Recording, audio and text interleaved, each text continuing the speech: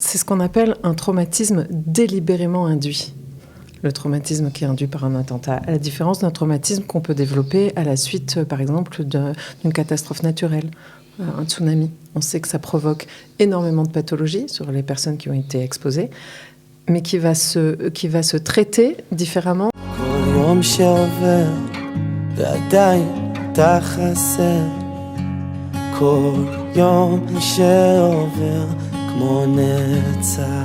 Aujourd'hui, nous sommes Yom HaZikaron. C'est un jour consacré à la commémoration des victimes qui sont tombées pendant toutes les guerres d'Israël, mais aussi des victimes civiles, et ce depuis 1998. L'État d'Israël a, on va dire, profité de ce jour pour honorer la mémoire des victimes du terrorisme notamment.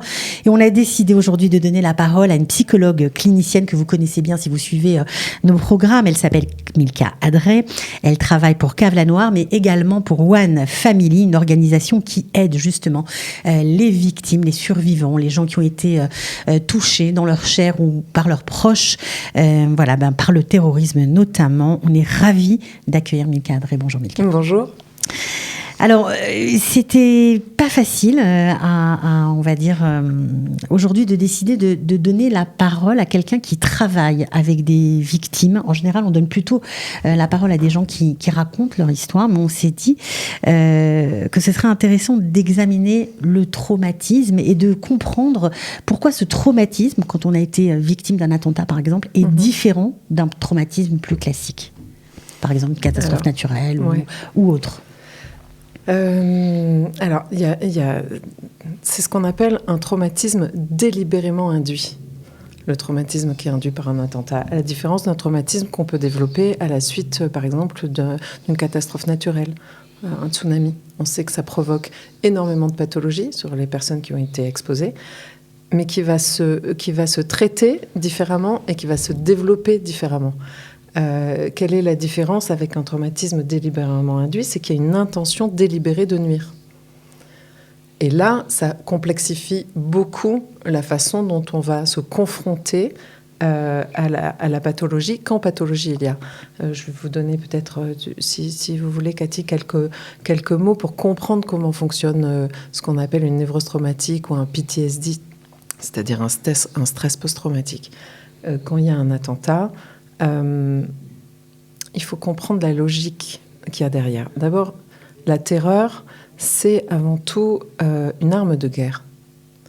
On ne fait pas un attentat pour tuer quelqu'un, seulement le fait de tuer une personne, mais de tuer une personne ou plusieurs, c'est pas la chose qui est visée. La chose qui est visée, c'est la terreur en soi, qui est une stratégie de guerre, en fait, qui est une stratégie qui consiste à anéantir, d'une certaine façon, d'ailleurs dans l'étymologie, terreur, on entend le mot terre. Terre dans le sens de atterrer, mettre à terre, immobiliser. Il faut retenir deux termes pour bien comprendre comment ça fonctionne. Il s'agit d'immobiliser, de sidérer, pas la personne qu'on a atteinte, mais le groupe qui est autour. Donc le peuple d'Israël. Le peuple, exactement. Et d'isoler les personnes. Ça a deux effets. La terreur, c'est un effet d'immobilisation, de sidération et d'isoler. Et quand on est isolé, on n'arrive plus à réagir contre celui qui vous attaque. Et c'est une technique, une stratégie de guerre très ancienne. On terrorise le peuple qu'on va attaquer pour lui prendre une terre, afin de pouvoir avoir un avantage sur lui et de pouvoir s'en saisir de façon plus rapide. Donc, quand on réfléchit à la manière dont est construite la stratégie, déjà, on va mieux. Parce qu'il y a quelque chose à l'intérieur du traumatisme qui consiste à reprendre le mouvement sur la sidération en comprenant ce qui se passe, en comprenant quelle était l'intention de la personne derrière et du groupe. Parce qu'en général, ce n'est pas une personne. On sait très bien que le terroriste, derrière, il y a un groupe derrière et que lui, il est envoyé en général comme une petite main. C'est rarement, comme on peut l'entendre en France, des loups isolés. Ça n'existe pas dans les histoires de terrorisme. Alors le fait de savoir, le fait de savoir qu'il y a une stratégie, ça apaise la personne qui a été victime du terrorisme. Alors c'est un passage obligatoire de la thérapie. Alors, La culpabilité, c'est encore un autre champ. Parce que ce qu'il faut comprendre aussi à l'intérieur de l'effet toxique de l'attentat, c'est qu'il va y avoir les personnes qui sont touchées physiquement, qui est le premier cercle des personnes présentes dans un attentat. Ce sont ceux qui vont être touchés physiquement, qui ne sont pas forcément ceux qui vont développer des pathologies. Ça veut dire quand vous dites touchés physiquement, qui sont blessés. Qui sont blessés. D'accord. Physiquement atteints. OK. Et puis, pas forcément eux qui vont développer ce fameux stress post-traumatique. Il y a le second cercle qui sont les personnes qui sont témoins, qui voient, qui, elles, sont souvent les plus touchées, parce qu'il y a quelque chose qu'on ne comprend pas encore, mais qui est extrêmement fort à l'intérieur du traumatisme lui-même, c'est le fait d'être exposé visuellement aux scènes. C'est marrant parce que le mot en hébreu « peur », altira, n'est pas peur, c'est la même racine que voir. Exact. Il y a quelque chose qui est noué là-dedans, donc dans le fait d'être exposé visuellement, d'avoir vu, assisté, et puis il y a le cercle des gens plus autour, par exemple des proches au travail d'une personne qui a été atteinte, qui est aussi exposée, qui peut aussi développer des troubles et dont on est beaucoup moins conscient qu'il le puisse. Et là, ça pose un problème, je dirais, de conscience pour nous tous, d'être alerte au fait que c'est pas seulement les personnes qui sont touchées qui sont vulnérables, c'est aussi l'ensemble du groupe autour de ces personnes, peuple, donc bien tout le monde. Sûr, tout le monde, parce qu'il suffit de regarder quelque chose à la télévision et de se dire, mon Dieu, j'étais là il y a 3 minutes, ça aurait pu être moi. Bien sûr. On pense à tous les soldats qui arrivent parfois sur des attentats. Bien sûr. Et là, il y a la culpabilité dont vous parliez tout à l'heure, Cathy, qui joue énormément, parce qu'à ce moment-là, il y a quelque chose qui vient encore plus accentuer le côté nocif de cette chose, c'est que on se dit, je ne peux pas, moi, me permettre, qui suis vivant en bonne santé, d'être malade alors que cette famille a perdu un proche. Et donc, beaucoup de gens ne consultent pas. Quelles sont mes douleurs par rapport à ce que je viens de voir ou ce qui est arrivé. Développent des troubles et ne consultent pas par culpabilité. Parce que ce n'est pas recevable de devenir malade alors qu'on n'a pas été soi-même exposé physiquement dans sa famille, donc on a échappé à un attentat, et là, exemple. on a vraiment une vraie responsabilité, nous, en tant que proches. Alors, il y a 3 symptômes qui sont des symptômes alarmants concernant quand est-ce qu'on sait qu'on a développé ou qu'une personne développe un traumatisme post-traumatique. En général, c'est les cauchemars. Des cauchemars qui reviennent de façon répétée, toujours très souvent le même, autour de la même chose, accompagnés d'images qui, de façon impromptue, au milieu de la journée, au milieu d'une activité, vous reviennent comme ça et s'imposent à vous, et une incapacité à se concentrer sur des tâches très simples qu'on n'arrive plus à faire. Par exemple, un enfant qui n'arrive même plus à regarder un dessin animé, vous voyez qu'il est plus là. Et une forme d'isolement et d'incapacité à avoir un lien social, un repli sur soi. Quand ces choses-là sont pendant plusieurs mois installées, là, c'est très généralement la personne qui consulte d'elle-même. C'est toujours un proche qui va dire « il y a un problème ». Et c'est là que j'attire votre attention, parce que c'est très important, c'est là qu'on a à ravimer les ais. C'est-à-dire que si ce n'est pas une tierce personne qui vient, très souvent, c'est la femme d'un époux qui dit « ça y est, on ne peut plus ». Il faut faire quelque chose. C'est très rarement la personne qui a développé des troubles qui est capable d'aller demander de l'aide. Donc, restons vigilants et aidons les gens à pouvoir consulter, parce que ça se traite, ça c'est la bonne nouvelle, ça se traite assez rapidement et de façon assez... il y a des techniques pour soigner. Oui, il y a des techniques pour soigner, et c'est dommage de pas le faire. Et il ne faut pas laisser les choses s'installer sur le long terme. Alors, ça, c'est assez encourageant, mais c'est vrai que cette journée-là, particulièrement, on est un petit peu dans un état... on ressent des choses très lourdes, même si on n'a pas du tout été confronté à la terreur. Le fait simplement d'écouter ces histoires, d'écouter ces vies brisées, des enfants, des adultes, des parents qui perdent des enfants, des frères et sœurs. Enfin, on est complètement bouleversés et on a envie d'écouter encore, de savoir, de participer à la douleur, mais parfois c'est insupportable et on éteint. Comment vous gérez ça en tant que thérapeute ? Alors bon, d'abord, il faut savoir que les thérapeutes sont eux-mêmes très exposés à développer des troubles. Ça fait partie de la population qui est autant exposée presque que les victimes. Donc, il y a on a des techniques, c'est-à-dire qu'on travaille en binôme, on est supervisé, et on sait que dès qu'on commence à développer un trouble, on s'arrête, on fait marche arrière, on va refaire un bout de thérapie pour reprendre son intégrité psychique, j'allais dire, et recommencer à travailler. C'est dur de couper le lien qui nous lie tous. On fait tous partie d'un même peuple, donc en tant que thérapeute, j'imagine que ça doit être aussi très très dur d'entendre ces histoires terribles. Oui et non, parce qu'en fait, quand on le fait, nous, ça a des visées thérapeutiques. Donc, c'est comme un chirurgien qui doit opérer, en fait. C'est-à-dire qu'on rentre dans la chose, mais qu'on sait que ça va avoir un résultat positif, c'est-à-dire qu'on est en train... Et là, c'est très intéressant, parce que c'est la différence entre la commémoration, ce que vous êtes en train de me poser comme question, c'est comment on commémore sans réactiver un traumatisme, sans réactiver de la peur, en fait. Donc, ce sont des nuances très fines. C'est-à-dire, c'est exactement la même que celle qu'il y a dans le traitement. Si j'aborde le sujet dans le but de réparer, à ce moment-là, je ne réactive pas, ou très peu. Si c'est simplement de la victimisation, à ce moment-là, je répands la peur. Alors, je vous explique comment ça marche. La peur, quand on reprend ces idées de terroriser, il faut comprendre que la peur, c'est une émotion, et c'est une émotion intéressante. Par exemple, qu'est-ce que vous faites si vous voulez faire peur à un enfant, ou quand des enfants veulent se faire peur entre eux? Par exemple, ils peuvent se cacher derrière une porte et surprendre l'autre. Et il y a un effet de surprise et de prendre l'autre par surprise. Alors, si, par exemple, vous voulez prémunir un enfant et lui dire « Ah, on sait qu'il va nous faire un coup, là, derrière la porte », déjà, vous l'avertissez, vous lui dites « Vous savez qu'il va faire la chose ». Donc là, déjà, il est beaucoup moins... On ne peut plus l'effrayer parce qu'il est au courant. Et même si vous voulez le rendre encore plus fort, vous lui dites on va lui faire une réponse. Lui, il voulait nous faire peur en faisant ça, et nous, on va lui faire peur en se déguisant, en mettant un drap sur la tête. Et donc, c'est celui qui voulait nous faire peur qui va être, lui, à son tour, effrayé. Et à ce moment-là, l'enfant, comme il a construit une stratégie de réponse, il ne peut plus être pris. Il arrive à gérer. Il ne peut pas être effrayé. Parce qu'il sait, on a annulé l'effet de surprise et on a... fabriquer une réponse. Bon, c'est évidemment plus complexe que ça dans la thérapie, mais il s'agit en fait, par exemple, d'arriver à faire un rêve résolutoire. On sait qu'on a fini une thérapie très souvent quand, au lieu du cauchemar, qui revient en permanence sur la scène de l'attentat, tout d'un coup, il y a quelque chose de l'ordre d'une résolution en rêve qui apparaît comme une solution de qu'est-ce qu'on aurait pu faire pour juguler celui qui allait commettre l'attentat, réparer, sauver, etc.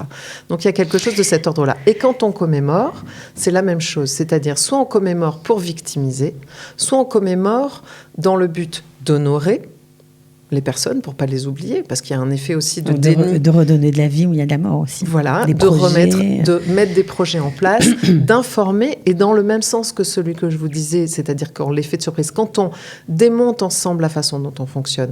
Par exemple, il y a un autre truc qui est très intéressant sur la peur, c'est que c'est une émotion qui est contagieuse. C'est un peu comme le fou rire. S'il y a quelqu'un dans un bus, au bout du bus, qui prend un fou rire, vous n'entendez pas ce qu'il a dit, et pourtant vous vous mettez à rire. La peur fonctionne de la même façon. Elle est contagieuse. Et donc, il y a quelque chose dans le contrôle de la peur qui permet de soigner.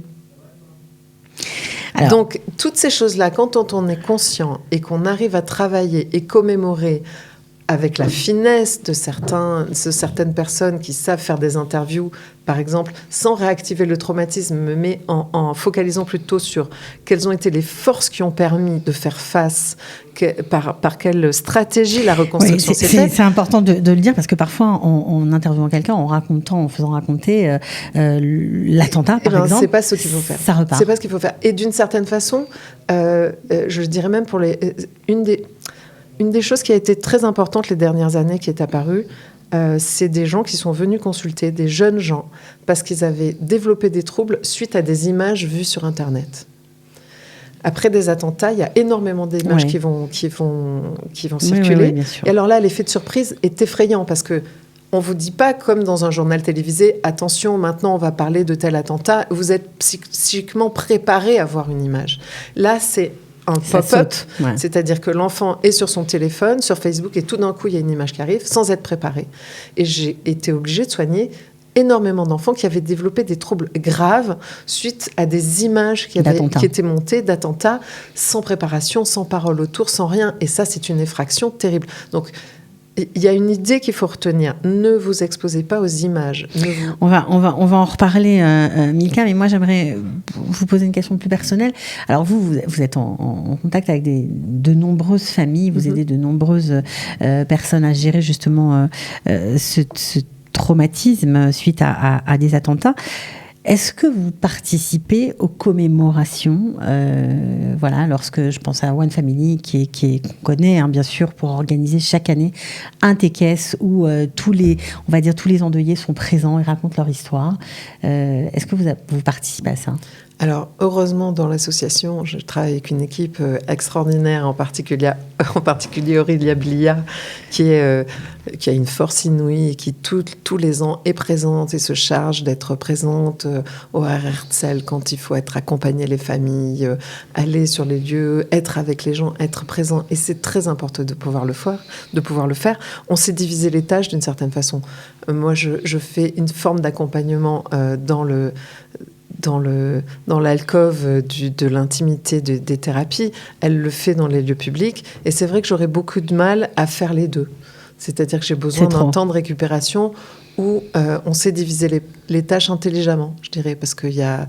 Chacun doit aussi connaître ses limites et voir jusqu'où il peut aller. Très souvent, pour moi, ces visites-là, elles sont extrêmement pathogènes. C'est-à-dire que j'en ressors atterrée pendant plusieurs jours. Je peux difficilement accompagner les familles dans ces moments-là. Par contre, je peux faire mon travail en cabinet très bien. Est-ce qu'il faut des rituels aussi pour dépasser, on va dire, le deuil ?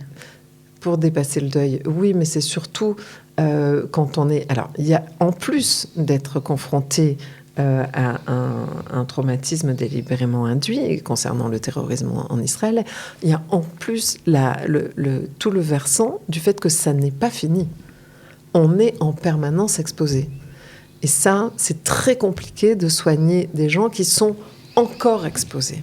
Alors, il y a des périodes avec des accalmies, mais d'une certaine façon, on est tous conscients qu'il y a une menace permanente. Alors, il y a ça, et puis il y a aussi le fait que certains terroristes sont derrière les barreaux, et puis un jour ils sont libérés, et les familles... Sans parler de ça. Alors, c'est encore un autre, un autre niveau de juridiquement comment on peut faire pour que le sort des familles soit moins lié à celui des... Souvent, ils n'habitent pas très loin, en plus. C'est terrible, donc, ça doit être très, très dur à gérer. Pour répondre à votre question de la ritualisation, il y a un moment où, pour reprendre le dessus sur, justement, la peur, ce qui aide, c'est le rituel. C'est-à-dire que, par exemple, quand il y a les sonneries à Sderot avec des menaces de tirs... malheureusement, il y a des populations qui sont beaucoup plus exposées que d'autres en Israël. Et ça aussi, c'est complètement insoutenable. On sait que, par exemple, les enfants, si on leur fait chanter une chanson pour descendre dans l'abri, c'est beaucoup plus facile pour eux parce qu'ils vont ritualiser. Du coup, on contient la panique. Chacun sait quel geste il va devoir faire. Il tient l'autre. C'est très important, le contact physique dans ces moments-là pour éviter la peur.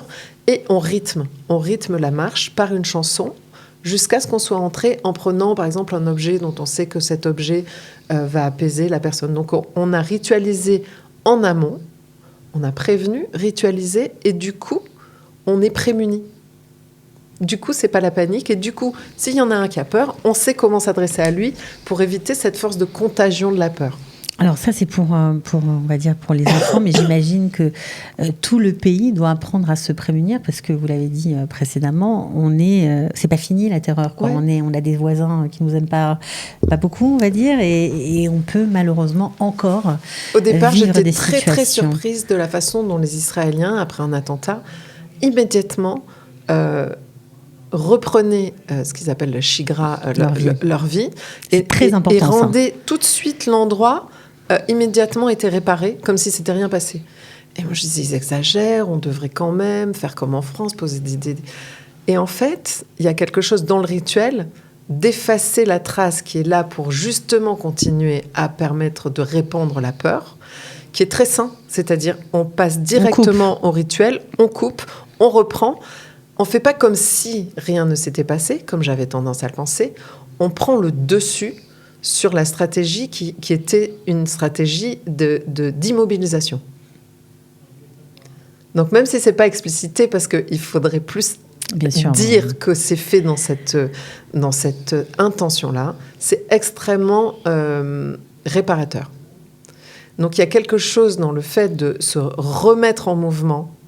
Je ne parle pas pour les personnes atteintes, hein, je parle pour les personnes qui sont autour, voilà, qui empêchent de répandre cette sensation de terreur et de la tenir, de la juguler et de réfléchir très souvent à ce qui se passe comme on est en train de le faire, c'est-à-dire avoir des entretiens avec des personnes dont c'est le métier, de comprendre comment on fait pour faire face à des stratégies délibérées de sidération à l'état d'une population entière. Alors, puisque je vous ai sous la main, juste pour conclure l'émission, qu'est-ce qu'on doit faire si jamais, on espère que ça n'arrivera pas, mais si jamais on est confronté, chez l'ONEDA, confronté à une situation, comment on... Il y a des points, il y a des choses très importantes à savoir. Il y a des choses très importantes. D'abord, ce qu'on a dit, de ne pas s'exposer aux images. Ça veut dire que quand on est sur les lieux d'un attentat, il ne faut pas, et pourtant on a le réflexe de se précipiter pour aider. Ne vous précipitez pas, restez et appelez les secours. Mais ne vous exposez pas visuellement. C'est-à-dire, restez où vous êtes, appelez les secours. Sauf si on fait partie peut-être de Zaka, de Mada, d'être formé. À moins... Voilà, si on est un bénévole c'est votre formé, métier, non, un bénévole formé avec un bénévole formé ou un médecin, évidemment, on est obligé d'y aller, c'est notre rôle. Mais quand on est simple passant, on ne doit pas se précipiter sur les lieux. Autre chose, c'est que si on a été témoin, il faut se déclarer à la police ou à l'hôpital comme même si on n'a rien. Même si on n'a rien. Même si on n'a rien. Ou aller, par exemple, je repense à l'exemple d'une personne que j'avais traitée une fois, un monsieur extraordinaire. Il était très âgé. Il a été témoin d'un attentat dans un autobus. Il avait vécu plusieurs guerres dans sa vie. C'était vraiment ce qu'on appelle un guibor, quoi, un homme extraordinaire. Jamais développé de troubles. Il avait fait la guerre d'Algérie, il avait fait les guerres ici d'indépendance, il avait été dans la Légion, pour vous dire. Il était toujours sorti indemne. On peut complètement sortir indemne de ces choses-là. Et puis, il y a comme un effet cumulatif aussi des traumas. Et là, l'attentat dans le bus, L'attentat dans le bus, il s'est passé quelque chose de très étrange. Il est parti et il est retourné, non pas chez lui, mais à la première maison qu'il avait occupée en arrivant en Israël des années avant. Et il a toqué à la porte, il s'est retrouvé devant une femme qui lui a ouvert, qui a compris qu'il était dans un état second. Et en fait, il s'est déplacé ailleurs. La temporalité était complètement autre. Il n'était pas touché physiquement. Il n'a pas déclaré, ni à l'hôpital, ni à la police. Les proches n'ont pas pensé à le faire. Et donc, il n'a pas pu être reconnu comme victime de cet attentat parce qu'il n'avait pas été déclaré. Et donc avoir des aides et être pris en charge financièrement, etc. Exactement. Donc c'est très important, même si c'est de loin, quand vous rencontrez une personne qui vous dit « J'y ai échappé, heureusement, j'étais pas là, c'était un peu loin. » Il faut lui dire « Va te déclarer à la police. » Suite, et même le prendre et le faire avec lui parce qu'en général, les gens ne sont pas capables de le faire. Et la troisième chose que je voulais vous dire, c'est que c'est ce qu'on avait dit au départ, c'est-à-dire aider les gens dont on sent qu'ils se sont fragilisés suite à leur histoire ou à une vague, ou peu importe. À une vague, à aller consulter le plus rapidement possible, parce qu'on peut s'en sortir. Et on peut s'en sortir. Oui. Ça se traite rapidement. Voilà. Quand c'est pris à temps. Écoutez, Milka Adré, merci beaucoup. Je rappelle que vous êtes psychologue clinicienne. Vous travaillez à Cave-la-Noire, également à One Family. On était vraiment ravis de vous avoir. Merci de ces explications. En ce jour un peu particulier, il faut bien dire, pour tout le peuple d'Israël. Ça fait du bien de se poser et de réfléchir à ce qui nous arrive aussi. Collectivement. Exactement, collectivement, tout à fait. Merci de m'avoir invité. À bientôt. Au revoir.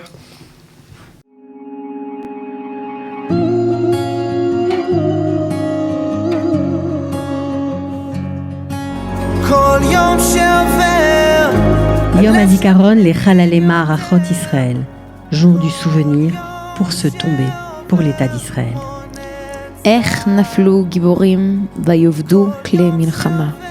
Comme ils sont tombés ces vaillants et perdus ces armes de guerre.